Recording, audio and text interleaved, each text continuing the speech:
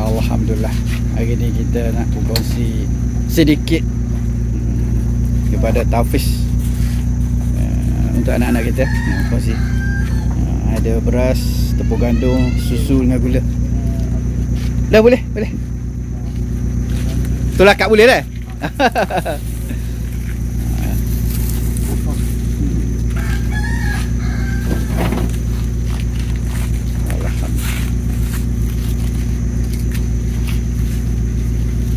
Tafiz ni dah berapa lama Ustaz? Tafiz ni 9 tahun Ustaz eh? Alhamdulillah 9 tahun ya. Alhamdulillah. Kita berkongsi. Alhamdulillah.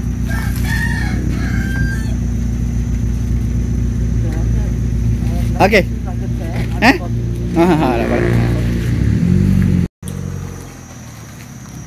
Alhamdulillah. Tengok. Dia orang siapkan untuk baiki kapal. Perahu untuk standby untuk banjir.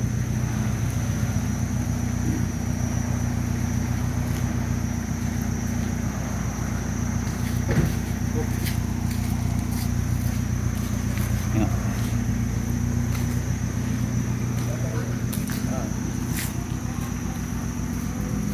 Untuk perahu standby untuk banjir ni.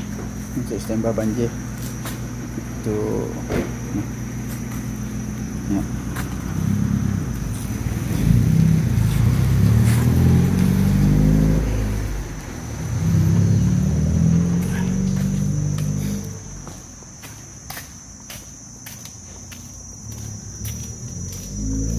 Ada kuda lah. Ada kuda.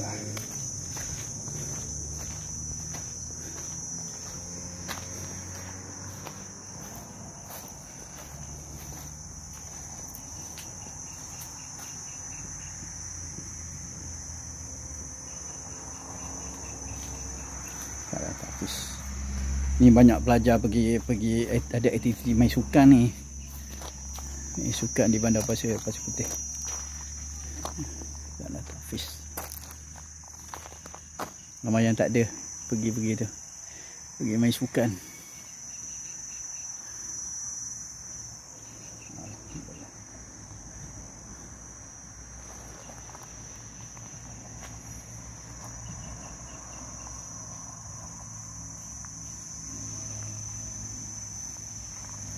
Ada 3 ekor kuda.